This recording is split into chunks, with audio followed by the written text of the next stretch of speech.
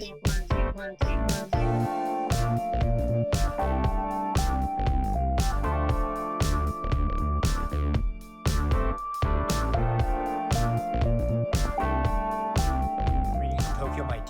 friends, this is Daisuke, and I very much hope that this video finds you well and in very good spirits wherever you are in the world. And today, if you don't mind, I would very much like to continue on with the 31 days of gangster films and police films from the year 1970 to the present day. And it is my hope that this can afford us, you and me, with the opportunity to be able to talk about as many films as possible in the context of these respective genres. And also, I think, as has been the case with many a selection that has been made throughout the 31 days so far, and maybe to come, I think we can say that this film, like maybe some others, is a film that I will be talking going forward today in the context of the gangster film genre. However, I think it's one where we could also see a discussion very comfortably fit in the context of the police film genre, because as I will try to show momentarily, this film that I'm about to talk about, I think could also be a police film, or categorized as a police film, because one of the main characters is on that side of the law, while the other main character is on the other side of the law. And so we have this push and pull dynamic between, quote unquote, the cops and then the gangsters. And so it's a wonderfully organized dynamic in that way. But today, let's talk about it in the context of the gangster film. Indeed, gangster is in the title itself. We have this film from 2007, and it has a really great cast, included in which are Denzel Washington and Russell Crowe. And this is from the writer Steven Zaillian, and it's from director Ridley Scott. And the name of the work is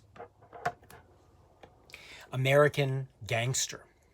American Gangster is a story about this very powerful and charismatic gangster who is Frank Lucas.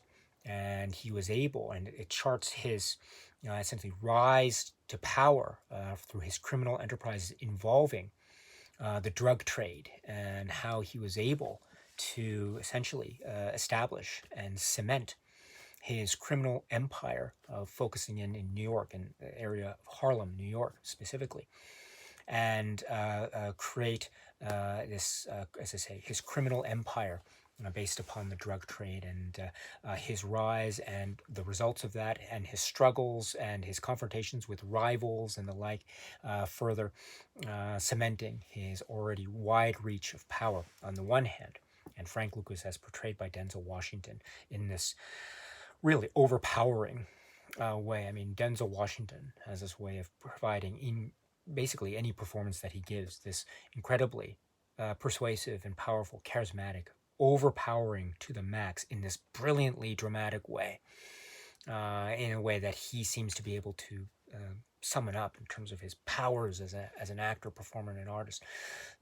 He's able to create this presence of Frank Lucas that is both charming and very maybe affable and warm on the one hand, but also very deadly and very dangerous and lethal on the other. So that is one side of the coin. The other side of the coin, as I alluded to at the start of the discussion, is the police or the investigation, law enforcement side. And this is the as represented and as shown through the story of Richie Roberts. And this is the Russell Crowe character, a detective. And also he's not just the aspect of his detective work and his tenacious spirit, but also in that side, the procedures involving slowly but surely, one stop at a time, trying to put an end to the illicit drug trades and drug deals that are harming the community on a wide scale. And so this is one of his duties as an officer of law enforcement. And so that brings him, as we can imagine, on a type of collision course. Him on the one hand, and Frank Lucas, the Denzel Washington character, on the other. And that collision course is part of the proceedings, or not part, it's one of the primary aspects of the proceedings of this film, which, as I say, in that way is really wonderfully organized in this dual nature format. So this is the law enforcement side of the equation. But like with films of this nature that are dealing in this really brilliantly intricate way of both sides of the coin, so to speak, of law enforcement and the criminal enterprises that are the targets of various investigations from the law enforcement side, there is a lot of, say, nuance and thematic considerations that are being made. So first we have the idea of police corruption, or the potential for police corruption, and a character like the Russell Crowe character, the Richie Roberts character, who we see very early on trying to resist the urge from succumbing to the temptations that are brought about, or that are part of the various aspects of police corruption that we see from the very sort of street low levels in terms of hierarchy, to the mid-tier and even the upper echelons of authority in terms of law enforcement. So this is one aspect of the discussion that I think creates this sense of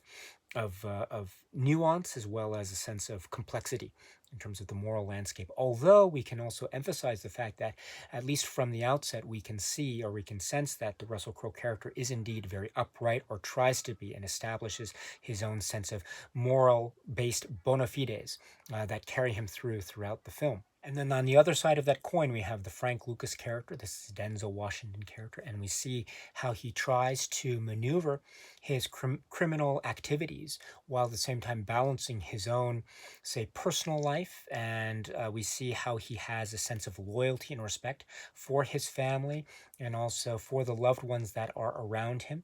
And we see how these particular aspects of his life and his well-being are not just thriving, but also tested, while we have the various other activities and situations and circumstances from the other side of the law enforcement line creep in slowly, and maybe not so slowly, and escalate to the fever pitch point of the confrontation between these two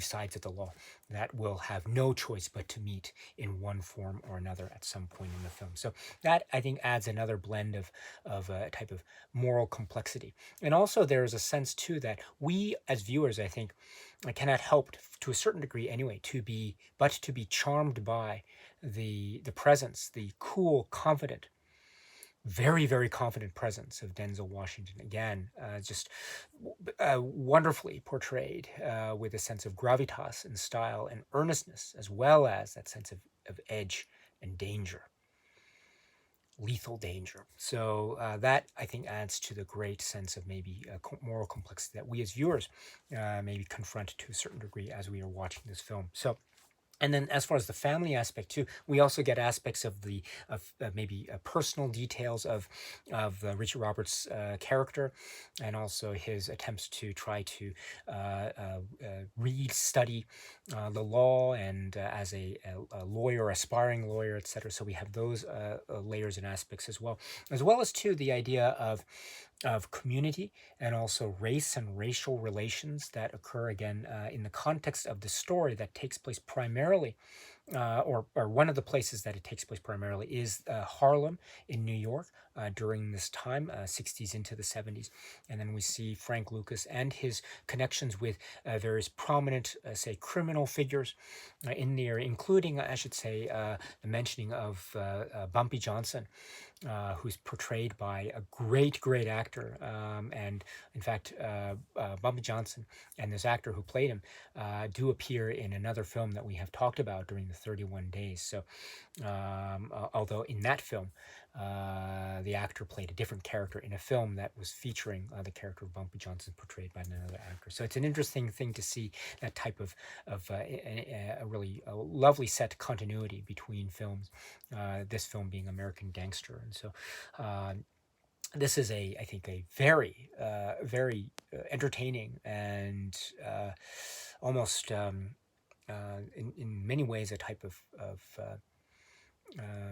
very brutal film in a lot of respects. It's a film also about procedure, because I love the fact that these two characters, in their own way, Rich Robertson and Frank Lucas, as they're portrayed by Russell Crowe and Denzel Washington, respectively, I love too how they have this sense of almost no holds barred, um, almost stubbornness about them. They will stop at nothing to get what it is they want to achieve. And it's meticulous, and the path is meticulous, and they know what they need to do. Step A leads to step B, leads to step B, step C, step D, etc. Goes all the way down to the final part, which is their goal, hopefully. But those goals and that search for the goals and that meticulous nature, as similar as they might seem, they are also very different because they fall on different sides of the line of law enforcement. And also, as I say, those lines of the meticulous follow through of their goals or their attempts at achieving their goals, those lines must, as a dramatic point, they have to converge, collide, and there has to be one winner and one loser at the end result of that collision. Who will be the winner? Who will be the loser?